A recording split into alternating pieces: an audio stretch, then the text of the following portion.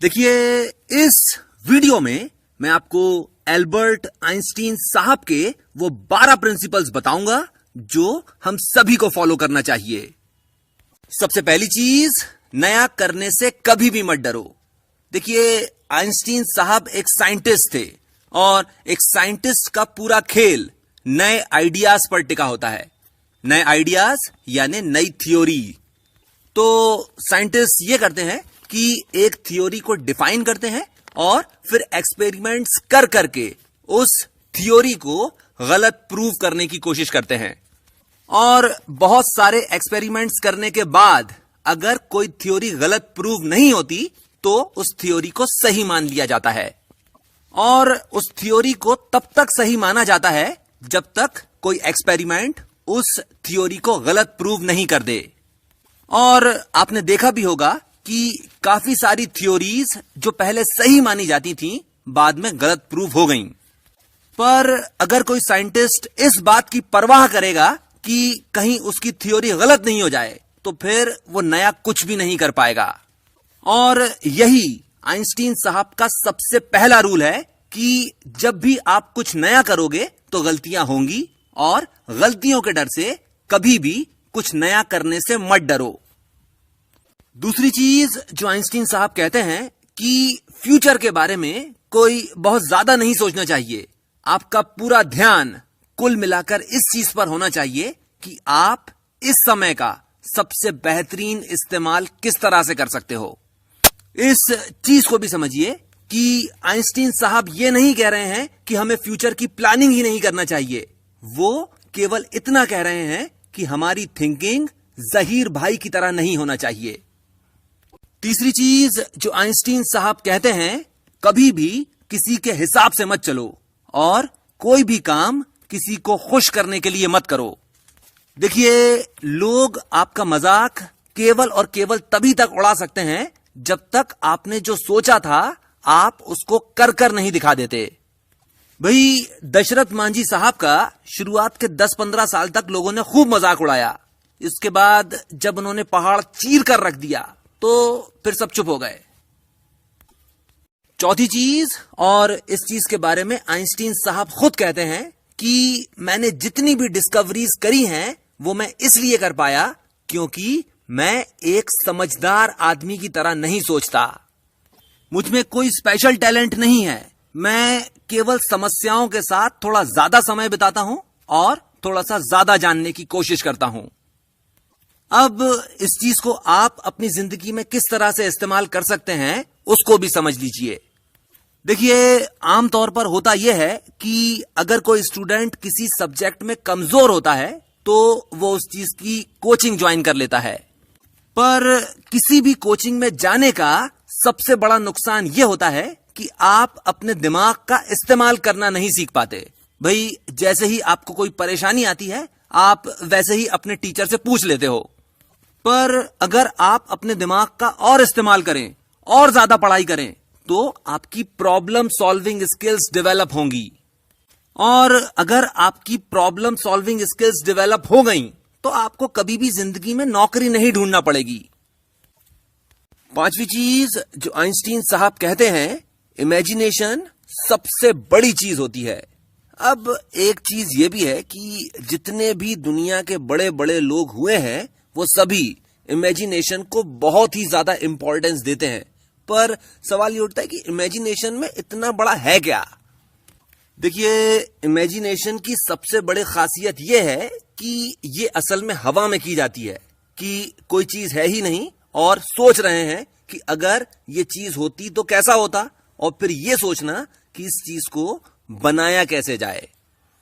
इस चीज को थोड़ा सा ऐसे सोचकर देखिए कि अगर किसी ने ये नहीं सोचा होता कि दुनिया के एक कोने में बैठा हुआ आदमी दुनिया के दूसरे कोने में बैठे हुए आदमी से कैसे बात कर सकता है, तो आज आप YouTube पर यह वीडियो नहीं देख रहे होते। छठी चीज आइंस्टीन साहब कहते हैं, अपने आप को और अपनी स्किल्स को लगातार इंप्रूव करते रहना चाहिए। इस चीज का जरा सा एग्जाम्पल देख लीजिए। अगर आप में कोई स्किल है तो आप लगातार उसके ऊपर काम करते रहिए। और जिस दिन आप आगे की चीज सीखने के लायक हो जाओगे, उस दिन आपके सामने एक टीचर आके खड़ा हो जाएगा और वो आपको आगे की चीज सिखा देगा। ये चीज एपीजे कलाम साहब ने भी कही है, when the student is ready the teacher appears. सातवीं चीज जो आइंस्टीन साहब कहते हैं, अगर आपने अपनी जिंदगी में कोई एक चीज बहुत अच्छे से सीखी है तो फिर आपको जिंदगी में कभी भी पीछे मुड़कर नहीं देखना पड़ेगा। पर किसी भी चीज को बहुत अच्छे से सीखने के लिए उस चीज के अंदर अपनी पूरी जिंदगी खपाना पड़ती है। आप किसी भी प्रोफेशन से जुड़े किसी भी इंसान को देख लीजिए, आप देखेंगे कि शुरुआत में उनको कोई बहुत ज्यादा पैसे नहीं मिलते थे, पर जैसे जैसे उनकी स्किल्स और उनकी नॉलेज बढ़ती गई, वैसे वैसे उनका पैसा भी बढ़ता चला गया। आठवीं चीज, अगर आप किसी काम को करना सीखना चाहते हो तो फिर उस काम को करना शुरू कर दो। धीरे धीरे उस काम को करते करते आप उस काम को करना सीख जाओगे। इस चीज को भी समझिए कि काम सीखने का इसके अलावा और कोई दूसरा तरीका नहीं होता। इस चीज को भी समझिए कि किसी भी चीज में या कि फिर किसी भी काम में सक्सेसफुल होने का कुल मिलाकर एक तरीका होता है, आप डटे रहो। इस चीज को जरा सा समझ लीजिए। आप दुनिया की कोई सी भी बायोग्राफी उठाकर देख लीजिए और हर बायोग्राफी की समरी कुल मिलाकर यह निकलेगी कि एक बंदा था और वो बहुत ही ज्यादा गरीब या कि फिर बहुत ही ज्यादा अनसक्सेसफुल था। फिर उसने बहुत लंबे समय तक बहुत ज्यादा मेहनत करी और वो बहुत ज्यादा अमीर या कि फिर बहुत ज्यादा सक्सेसफुल हो गया। आप कोई सी भी बायोग्राफी देख लीजिए और आपको कुल मिलाकर इतनी ही बात समझ में आएगी। अब जब आपको ये चीज समझ में आ गई है तो फिर अब आप ये करिए कि आप सभी तरह की बायोग्राफीज पढ़ना बंद कर दीजिए। अब सवाल उठता है कि बायोग्राफीज पढ़ने में नुकसान क्या है। बायोग्राफीज पढ़ने का सबसे बड़ा नुकसान यह है कि आप अननेसेसरी डिटेल्स पढ़ते हो, फालतू की जानकारी कि साहब कब पैदा हुए, उनके माता पिता क्या करते थे, उन्होंने स्कूल की पढ़ाई कहां से करी, फिर उन्होंने क्या किया, फिर उनको कौन सा प्राइज मिला, वगैरह वगैरह। अब ये सब फालतू की जानकारियां इकट्ठी करने के बजाय अगर आप ये जाने कि वो कौन से प्रिंसिपल्स थे जिनको फॉलो कर कर कोई बड़ा आदमी बन गया, तो आप अपने आप बड़े आदमी बन जाओगे। तो बजाय इसके कि आप किसी भी बड़े या सक्सेसफुल आदमी की बायोग्राफी पढ़ें, आप उस किताब को पढ़ें जिस किताब के अंदर उस बड़े आदमी की थॉट्स लिखी हुई हों।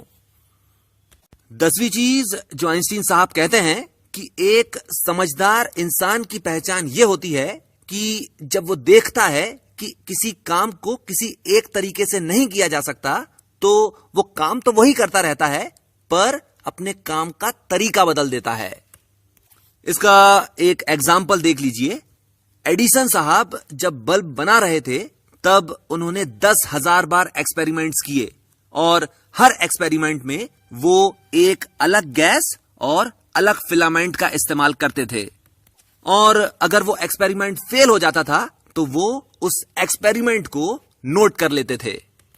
थॉमस एल्वा एडिसन साहब ने एक भी एक्सपेरिमेंट रिपीट नहीं किया है। भाई, जब आप देख रहे हो कि किसी काम को किसी एक तरीके से नहीं किया जा सकता, तो फिर आप उस काम को करने का तरीका बदल दो।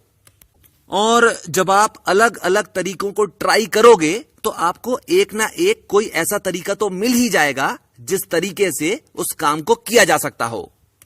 देखिए, एडामेंसी और परसिवियरेंस में जमीन आसमान का अंतर होता है।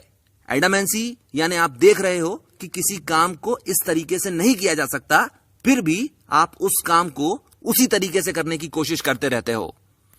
परसिवियरेंस, आप देखते हो कि इस काम को इस तरीके से नहीं किया जा सकता, आप उस काम को किसी दूसरे तरीके से करने की कोशिश करने लगते हो।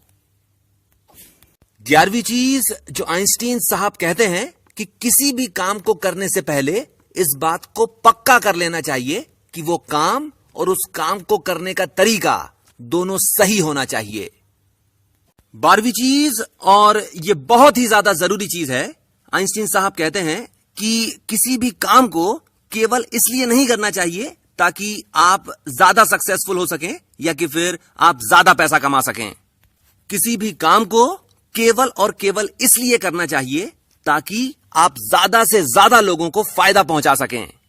और जब आप इस नियत के साथ काम करते हैं तो सक्सेस और पैसा आपको अपने आप ही मिल जाता है। इसके साथ मैं अपनी बात खत्म करता हूं। आपने मुझे इतना समय दिया, थैंक यू वेरी मच।